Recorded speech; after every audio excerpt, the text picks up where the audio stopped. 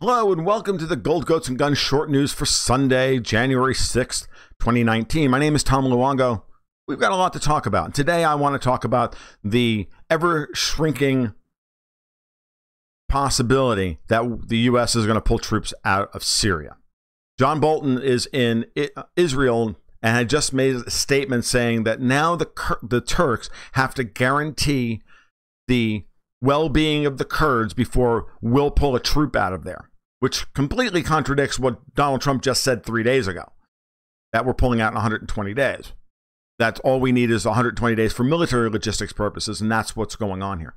No, John Bolton, after having conferred with his good friend Bibi Netanyahu, has now made it the U.S.'s official policy, or close to official policy, that we're not going to pull out of Syria at all, that's off the table until the Turks come to their senses and refuse to slaughter the Kurds. And this is the funny part, and this is the part you have to understand. The Kurds are not the issue here. The SDF, the Syrian Democratic Forces, which are the military arm of the PKK, which President Erdogan of Turkey considers a terrorist group, and I think rightly so, they're the ones that the Turks are angry with. And there was a Turkish foreign ministry official took Mike Pompeo to task for talking about how the Turks were going to slaughter the Kurds. And he said, well, that's interesting because we house over 700,000 Syrian Kurdish refugees, thanks to your war in Syria. We don't want to slaughter all the Kurds. We have a major Kurdish population here in Turkey. That's not the issue. Our issue is with the SDF, which you're allied with, and that alliance is what caused Turkey to jump ship and start suing for peace with Putin and Assad in the first place. Especially when Erdogan figured out that, one, the Americans were going to overthrow him, and two, wanted to draw a new map of Syria that has been described as Sykes-Picot on acid. And Sykes-Picot was the insane agreement between the British and the French back 100 years ago, which drew the political borders for the Middle East we're struggling with today. So imagine that. Like, what a shock. The empire of chaos, as Pepe Escobar would put it. If we're going to pull out of the region, we want to pull out of the region and have as much chaos as possible. We need to have, if Turkey is going to be effectively no longer be a NATO ally, then we have to have anti-Turkey. And anti-Turkey would be a Kurdistan made up of the parts of Syria east of the Euphrates River, and then a buffer strip that goes between Turkey and Syria all the way to the eastern end of the Mediterranean. That's why the U.S. and the SDF took Manbij, and we're going to push towards Afrin and link up the two Kurdish cantons in Syria, which the Turks wiped out. And they needed to wipe out from their perspective 2 years ago. This is all part of the history, folks. So that plan to create that buffer strip between Turkey and Syria still exists. If anybody is going to get that land, in Erdogan's mind, it's Erdogan. It's certainly not the Kurds. So John Bolton coming out and saying, well, we're not leaving until the Turks guarantee the Kurds' safety. I told you the day that Trump announced the pullout that the Kurds would be used for humanitarian purposes in order to justify our staying in Syria if this is betrayed. This has been nothing but the narrative that we've seen now for 3 weeks or 2.5 weeks. And it's not about the Kurds, it's about the SDF. And the SDF, behind the scenes, is negotiating with the Assad government for their safety, which is the whole purpose of Erdogan putting pressure on the U.S. and the Kurds in the first place, which was to finally bring the Kurds to the table and deal with Assad so that a political solution in Syria could move forward as part of the Astana process, which Turkey is now a part of. Do you see the map now? Turkey is working with Syria and Iran and Russia to craft a political solution that removes U.S. military presence in Syria through some military pressure and some political pressure behind the scenes by using the Kurds as a fulcrum. And we're trying to use the Kurds as a fulcrum in the opposite direction. But the Kurds realize that the United States is not a reliable partner. We screwed them over in the past, and we're screwing them over now. So nothing's changed here. While John Bolton continues to think that we can invade the world to make it safe for Israel, it's just not going to work. If Putin and Rouhani and Assad and Erdogan didn't see this move coming a mile away, you're out of your mind. The Kurds aren't going to take this deal from the Americans. They know that we're not reliable here. They're not going to get their independence. They're not going to be able to maintain it.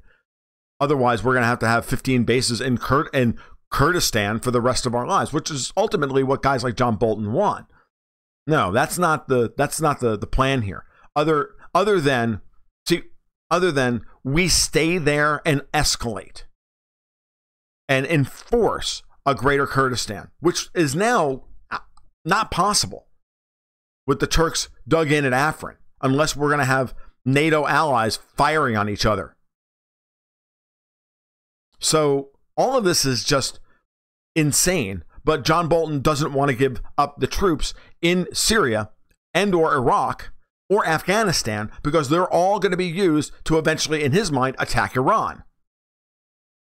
Which is why when we opened up peace talks with the Taliban, it was all about just opening up peace talks. Okay, we'll make nice, but we want to keep all our troops here so that we can attack Iran later.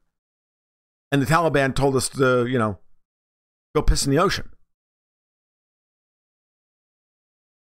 And now they're negotiating with, and because they've been negotiating with the Russians and the Pakistanis and China and that whole and that whole Central Asian alliance, India, China, Iran, the Russians, and the Kabul government have all been negotiating with the relatively moderate arms of the Taliban to craft a political process, a peace process there that excludes the Americans. So ultimately, we're going to have to get out of Afghanistan as well. The problem here is that Trump's not in control of his own national security staff. He's not in control of his White House in any way, manner, shape, and form. The minute Bolton leaves the White House, he runs his mouth and says things he shouldn't be saying. And Trump doesn't have either the stones or the power within his own White House to shut it down, because the bureaucracy will just ignore him. And politically, as I've been saying for days now, politically, the situation here at home is all of this is happening. All of this chaos is happening. All of this bureaucratic pushback against Trump's good desire to pull us out of the Middle East, to pull our troops out of harm's way. But in his mind, for the wrong reasons, because it costs us too much money. It's not because it's wrong. It's because it costs us too much money. Remember, Donald Trump's not doing this for the right reasons. But I don't care about that. If he does it, good. If he gets it done, good. I don't care why he did it. He doesn't have to do it for the right reasons. He'll unfortunately do it for the wrong reasons and leave all sorts of other problems, other attendant problems behind him. But that's a different story for a different day, for a different video. What's important here is that the longer guys like Bolton and Pompeo and the Joint Chiefs and everybody else delay him from actually pulling the troops out, the greater the probability that the political process here at home can move forward to remove him from office. That's what's on the table. Okay? That's what we're dealing with. And if you can't see that setup, I don't know how clear a picture I have to draw for you. But that's the setup. That's the situation. And, we're not allowed to have peace because the neocons are still in charge. The neocons need to make the world safe for Israel, and they need to destroy Russia because this is still just great powers, Mackinder-style heartland geopolitical view of the world. And Afghanistan, Kazakhstan, Russia, Ukraine, Germany, that's the heartland. That needs to be under our control or those countries destroyed. And that's not changed. Nothing has changed in U.S. foreign policy. And Trump doesn't care one way or the other. He doesn't care. He just wants, if we could pull that off and be profitable doing it, he'd be all over it. That's the problem with Donald Trump. That's one of the problems with Donald Trump. The other one is that he's a weak, appeasing fool. And at this point, he's a bumbling fool. But maybe he'll bumble into the right thing if, and only if, we hold his feet to the fire about everything. Because if you don't get angry with him, he doesn't react. This has been the Gold Goats and Guns short news for Sunday, January 6, 2019. If you like what you heard today, please give a like and subscribe down below. That would be fantastic. You can follow me on Twitter at TFL1728. You can donate to my work or support it through Patreon at this point, though there will probably be something in the near future at Patreon/Gold Goats and Guns. And you can follow my blog over at tomluongo.me. You guys have a great afternoon. We'll talk soon. Keep your stick on the ice.